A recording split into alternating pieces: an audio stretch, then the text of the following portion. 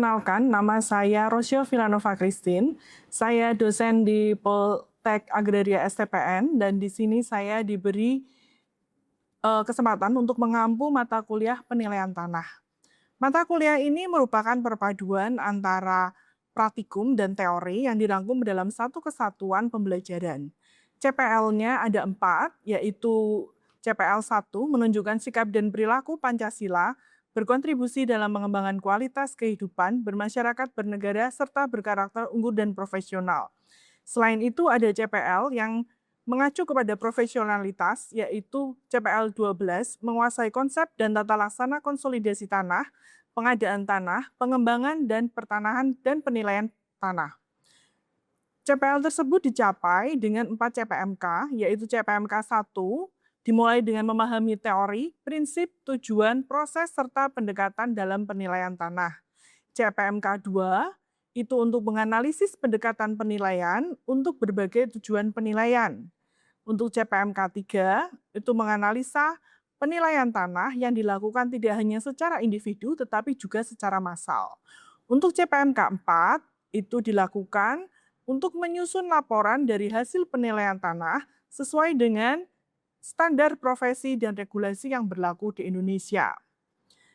Pembelajaran dilakukan baik di kelas maupun juga di luar kelas. Di luar kelas karena kita terkait dengan penilaian massal. Jadi kita menggunakan mahasiswa atau taruna untuk langsung bersentuhan dengan kondisi real di lapangan. Bagaimana sebuah aset atau properti itu terletak di suatu lokasi seperti itu. Materi untuk penyampaian itu dilakukan dengan video pembelajaran. Selain itu juga dengan grafik melalui Canva dan juga saya membuat sebuah lab digital untuk memberikan pembelajaran interaktif dan praktikum bagaimana anak-anak harus bisa melakukan penghitungan dulu secara manual sebelum mereka melakukan turun ke lapangan dan bagaimana mereka mengolah hasil itu setelah dari lapangan, seperti itu. Interaksi yang dilakukan itu dua arah karena lebih banyak disertai dengan praktek. Karena dalam materi penilaian ini semua sangat tergantung dengan kondisi lapangan karena itu teori hanya besar 5% saja atau hanya sebentar di dalam kelas, setelah itu semua akan turun ke lapangan untuk meninjau dan membuat pengamatan bagaimana teori itu dilaksanakan di lapangan. Asesmen itu dilakukan dengan proyek baik secara individu maupun proyek secara kolaborasi karena terutama di penilaian massal tidak mungkin dilakukan oleh satu orang sendiri. Itu harus bekerja sama dalam satu tim untuk mewujudkan suatu zona atau map nilai tanah seperti itu. Selain itu ada kuis untuk mengakses bagaimana teori itu dipahami oleh taruna dan mahasiswa. Selain itu ada sumatif berupa ujian tengah semester dan ujian akhir semester. Model yang kita gunakan adalah eksperimental dan project based. Di situ kita mengkolaborasikan antara praktikum di dalam kelas dan juga di luar ruangan. Karena output dari pembelajaran kita itu tidak hanya berupa laporan, tetapi ini adalah pengantar untuk suatu mata kuliah lain, yaitu praktek penilaian tanah di lapangan. Jadi mata kuliah ini menjadi pengantar agar mereka nanti saat turun benar-benar ke lapangan, mereka sudah bisa langsung terjun untuk melakukan pengambilan data, melakukan analisa, dan juga menghasilkan output berupa zona nilai tanah. Walaupun di mata kuliah ini nanti, anak-anak juga harus menghasilkan satu zona nilai tanah sebagai project base akhir dari praktikum mereka, seperti itu. Referensi yang saya gunakan, saya banyak mengacu kepada standar penilaian Indonesia yang diterbitkan oleh MAPI, karena bagaimanapun mereka adalah organisasi profesi yang menaungi para penilai di Indonesia dan telah dilindungi oleh undang-undang. Selain itu, beberapa buku referensi dan juga jurnal untuk mengupdate keilmuan. Terima kasih. Oke, selamat pagi kelas, bagaimana kabar kalian hari ini? Baik, Bu. Oke, hari ini adalah hari pertama ya kita masuk setelah pelaksanaan UTS gitu. Jadi ini masuk semua atau ada yang izin? Oke, bagus. Baik. Nah, untuk pelaksanaan pertemuan kuliah ini, kalau kemarin di sebelum UTS kita belajar tentang penilaian dengan metode individu, jadi kita hanya menilai suatu aset atau properti itu hanya satu saja gitu. Kalau sekarang setelah UTS, kita akan menilai bagaimana kalau yang kita nilai itu banyak sekali, seperti itu. Kalau ada yang sudah pernah kerja di kantor pertanahan, pasti sudah tahu kan, salah satu tupoksi kita itu kan membuat zona nilai tanah seperti itu. Nah, terus bagaimana kalau kita menilai suatu properti atau aset itu dalam jumlah yang lebih dari satu? Contohnya seperti apa, Bu? Nah, contohnya seperti ini. Atau kita bisa lihat, nah, ini itu satu apa ini? Satu desa. Bagaimana kita bisa menilai satu desa? Apakah kita akan menilai satu individu seperti itu pakai teknik penilaian individu? Enggak. Jadi satu individu itu harus dicari dulu beberapa sampel lainnya sebagai pembanding. Itu akan sangat menguras waktu seperti itu kan? Nah, dalam metode penilaian massal seperti itu juga hampir sama yang dipakai oleh metode penilaian massal yang digunakan oleh ATR BPM. Ya kan? Karena kita juga harus menilai suatu zona seperti ini. Gitu. Ini hasil PKL tahun lalu. Bagaimana satu desa ini kita bisa memberikan warna merah, kuning, hijau, orange. Apakah kita asal mewarnai saja? Ya. Nah, setiap warna itu pasti ada artinya, seperti itu kan. Terus bagaimana cara warna itu ditimbulkan, seperti itu. Nah, dalam penilaian massal seperti ini, kita harus pertama kali adalah melihat apa saja yang ingin kita nilai dari suatu bidang, kayak gitu kan. Kalau gini kan kita udah nggak bisa bangunan lagi, ya enggak? Kalau kita lihat bangunan, ada rumah yang lantai 1, lantai 2, tidak ada lantainya, itu kan banyak ya. Ya. Tetapi kalau semua itu bidang tanah, bisa nggak kita nilai seperti itu? Bisa tidak? Enggak. Bagaimana Mas? Kalau ada yang enggak? Apakah karena walaupun bidang tanahnya berbeda-beda nih, satu bentuknya satu bentuknya segi 4, satu bentuknya lonjong, bisa nggak? Satu penggunanya sawah, satu penggunanya pekarangan, satu untuk rumah, bisa nggak dinilai seperti itu? Bisa. Bisa. Oke. Nah, sekarang kalau untuk penilaian massal, kita punya satu prinsip. Hanya untuk suatu aset yang sama. Seperti itu. Makanya penilaian massal ini, kalau ini bisa dilakukan karena yang kita nilai apa? Bidang tanah, kan gitu kan. Kalau tanah kan semua pasti tanah nih, ya kan. Mau dipakai jadi sawah, mau dipakai jadi kebun, rumah, atau apapun itu kan sama gitu kan. Nah, makanya karena ini namanya tanah, kita bisa menilainya seperti itu. Tinggal satu kalau di bidang penilaian massal, kita harus melihat karakteristik dari setiap bidang tanah seperti itu. Oke. Nah, dalam teori penilaian massal, kalau kita pakai yang paling dasar, namanya kita pakai metode QRVE. Nah, kita akan memakai model jenjang kualitas atau quality rating model.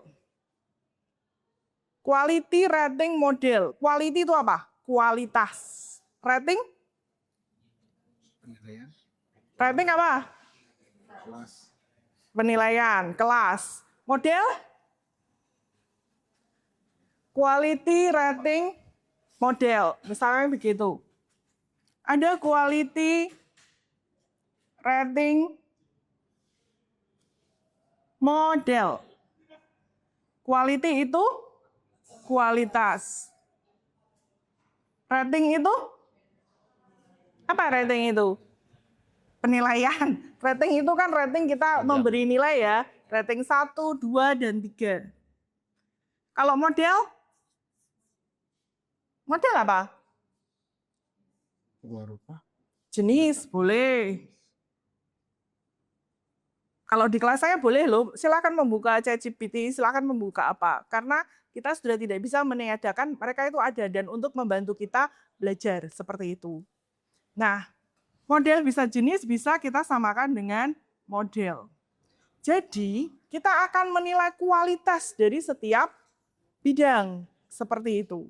Setiap bidang itu akan kita nilai kualitasnya dan nilai kualitas itu akan kita sajikan dalam bentuk warna.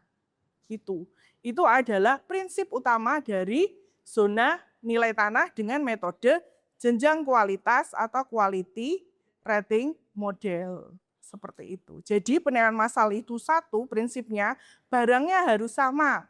Kalau tanah-tanah semua, kalau semua klaster-klasternya harus sama semua. Seperti itu. Nggak boleh berbeda-beda.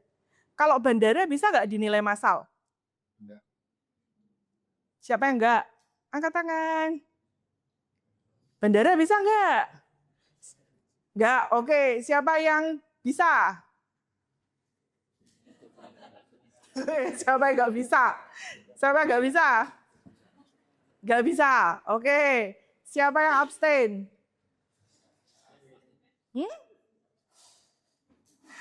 Oke. Nah, bandara itu sifatnya khusus atau dia banyak? Ya banyak sih, tapi di Indonesia Raya ya. Ya dia banyak, tetapi bandaranya kan nggak sama semua kan. Dia hanya bisa diberi rating, tetapi dia tidak bisa dinilai. Karena ada bandara yang bandara perintis, ya enggak? Ada bandara internasional. Bandara internasional aja ada yang kayak Jogja, yang sepi ada kayak Jakarta. Nah itu tidak bisa disamaratakan seperti itu. Nah itu contohnya. Apalagi mall bisa enggak dinilai massal? Bisa tidak? Tidak. Siapa yang tidak? Siapa yang bisa? Kenapa kira-kira? Oke, sampelnya lumayan banyak nih. Sebagai contoh, Mall JCM. Ada nggak yang sama seperti Mall JCM? Yang menghadap jalan seperti Jalan Magelang, yang level tingginya sama seperti Jalan Magelang. Tingkatannya sama, ada nggak? Enggak. Tidak. Nah, seperti itu. Jadi memang selama sifat dari aset atau properti itu tidak sama, tidak memiliki karakteristik yang sama, dia tidak bisa dinilai secara massal. Seperti itu. Oke. Ada pertanyaan nggak sampai sini? Tidak. Belum. Baik.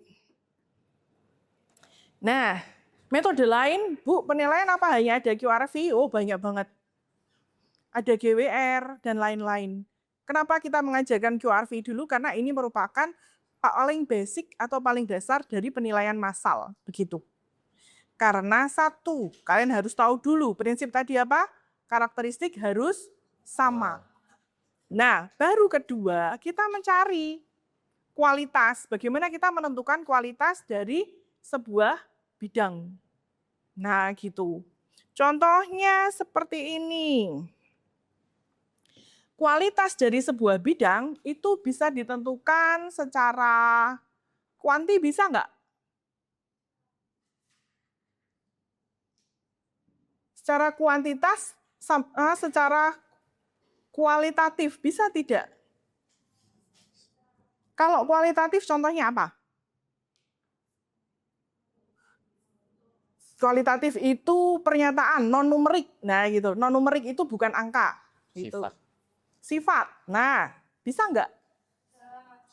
Contohnya apa? Bentuk. Oke, bentuknya apa?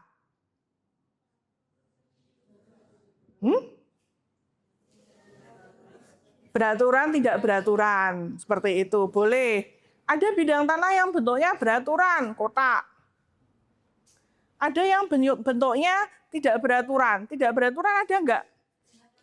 Ada banget gitu kan. Kalau kita lihat, nah kita berbesar lah. Banyak yang beraturan apa tidak beraturan ini? Tidak. Nah, kan kalian sudah merasakan sendiri di lapangan kan? Ya. Iya nggak? Banyak yang tidak beraturan. Nah, itu salah satu bentuk apa itu? Kualitas yang berupa non-numerik. Selain itu apa lagi? Apa coba yang non-numerik, bukan berupa angka? Siapa? Aksesibilitas. Oke, aksesnya apa? Oke, dekat atau tidak dengan pusat kota. Nah, seperti ini. Apalagi? Gimana? Topografi. Ya, topografi contohnya apa? Tingkat kemiringan, gitu kan ya. Ada yang datar. Kita anggap datar itu adalah setara dengan jalan, kan gitu kan? Setiap dia naik dan miring, itu dia akan memiliki kemiringan. Seperti itu. Kalau umumnya yang kalian tahu, kalau semakin miring, nilai tanahnya semakin tinggi apa rendah? Rendah. Rendah? Ya. Tinggi? Rendah. Yakin? Oke. Benar. Kok bule sukanya di tebing ya? Ya enggak? Karena view, kan gitu kan. Nah, ada satu pengalaman bahwa ternyata di daerah sini ya, Banjarnegara itu, di daerah yang berbukit, justru malah lebih tinggi harga yang miring. Kenapa coba? Potensi wisata. Oke, selain potensi wisata apa coba? Itu kebun durian. Kalau untuk kebun durian itu jujur kemiringan itu lebih dicari daripada yang tanahnya datar. Seperti itu. Ada contoh lagi suatu kasus. Kalau kalian punya sawah, kalian lebih suka yang dekat irigasi apa tidak dekat irigasi? Oke, itu kalau di Jawa. Coba kalau di luar.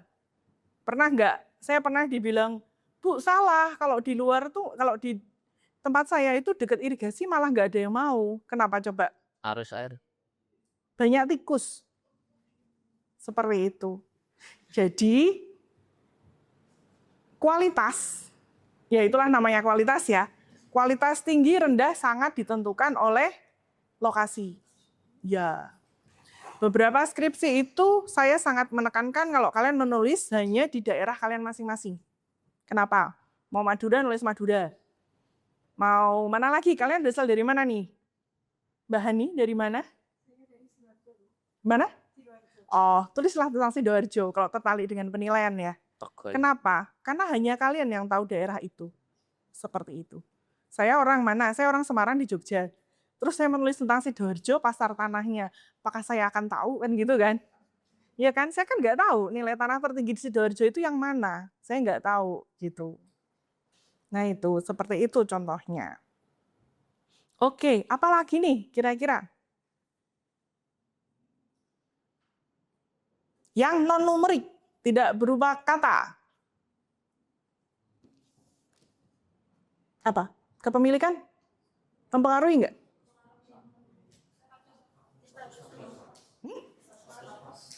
Status mempengaruhi. Orang lebih suka SHM apa suka HGB? Atau HG? Kenapa? Pasti. Kenapa? Oke, jadi kalau itu terkait dengan apa Mbak berarti?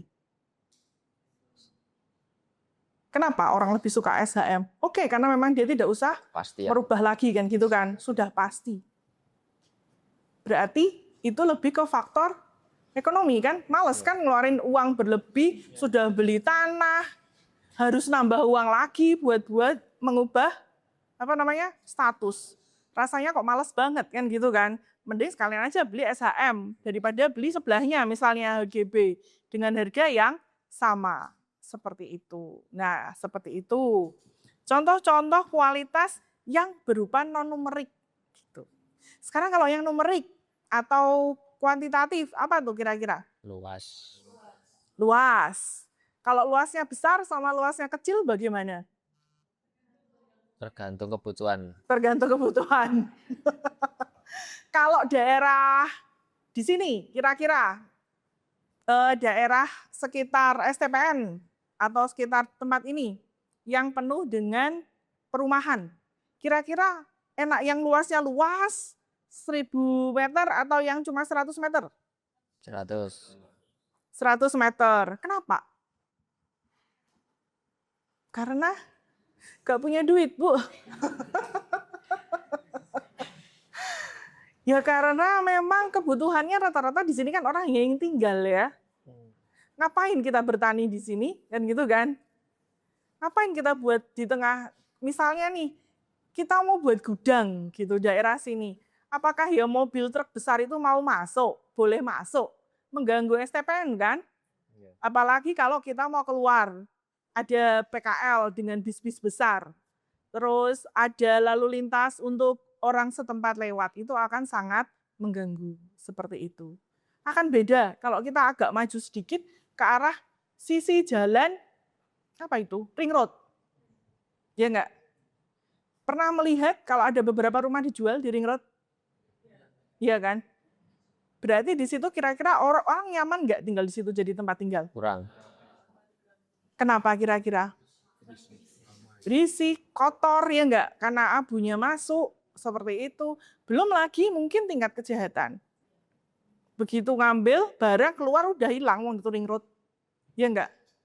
Kalau di sini klaster misalnya, keluar masih ada satpam, orang teriak paling bisa ditutup kan gitu kan? Ya. Nah, seperti itu. Apalagi selain luas. Oh iya, tapi kalau daerah seperti yang desa-desa Sleman, itu luasnya enak luas besar, luas yang luas apa luas yang kecil? Luas besar. Kenapa? Lebih murah biasanya. Karena memang digunakan rata-rata orang di sana beli Pertanian. untuk pertanian kan gitu kan. Masuk pertanian cuma 100 meter kan gitu kan. Buat apa? Percuma kan jauh-jauh di sana. Nah, seperti itu. Itu adalah contoh-contoh kualitas dalam bentuk kuantitatif atau numerik. Kayak gitu. Nah, data-data itu yang nanti kita satukan, nanti di setiap bidang ini kita akan menilai kualitasnya dengan kualitas yang sama, seperti itu. Nah, kira-kira kualitas hijau dan kuning ini bisa kelihatan kan? Kalau yang hijau ini bentuknya seperti apa kan gitu kan? Dengan kualitas yang warna kuning ini. Ini bentuknya ada yang beraturan. Ini sudah tidak beraturan, seperti itu. Dan yang lebih tinggi lagi di sini, dia akan bentuknya hampir di ketiga sisi dia lebih beraturan. Itu yang kita lihat saja nih dari sisi kualitatif ya, bentuk seperti itu. Nah, itulah penilaian massal. Kita melihat dan kualitas ini akan dibuat rating. Misalnya kita mau melihat apa tadi bentuk ya, mulai dari beraturan, tidak setengah dia, pokoknya beraturan, tidak beraturan, sangat tidak beraturan, kan gitu. Semakin dia teratur bentuknya atau semakin misalnya kotak-kotak seperti ini, nilainya akan kita buat lebih tinggi. Dan kalau dia separuh tidak beraturan, kan gitu kan, kita bilang separuh tidak beraturan, artinya ada satu sisi tidak beraturan seperti ini, kita buat di level yang lebih rendah ratingnya. Dan kalau kita keempat-empatnya mungkin agak lebih tidak beraturan seperti yang hijau ini, kita buat dia di level paling rendah. Kita taruh ke level paling rendah, begitu. Nah, itulah kenapa disebut sebagai metode kualitatif rating model. Kita membuat model seperti itu. Berdasarkan penjenjangan dari kualitas. Seperti itu. Oke, apakah di sini sudah ada yang paham atau tidak paham? Tambah mumet. Paham. Oke lah. Baik, nah setelah ini kita akan praktekkan. Kalian akan menilai bidang tanah dalam suatu lokasi yang sudah saya tandai. Dan setelah itu silahkan kalian membentuk kelompok untuk mengerjakannya. Oke? Siap. Baik. Apakah ada pertanyaan sebelumnya? Silakan. Oke, Mas. Izin bertanya itu Mm-mm. terkait penilaian Mm-mm. massal metode ini. Apakah sebenarnya berapa sih persentase dari nilai penilaian ini atau akurasi dari penilaian tanah metode ini dengan ketika dinilai secara mandiri, begitu Bu? Oke, Bu, sebenarnya akurasinya bagaimana? Kan gitu kan? Pertama, akurasinya adalah dari pengalaman kalian atau cara mencari modelnya sendiri, gitu kan?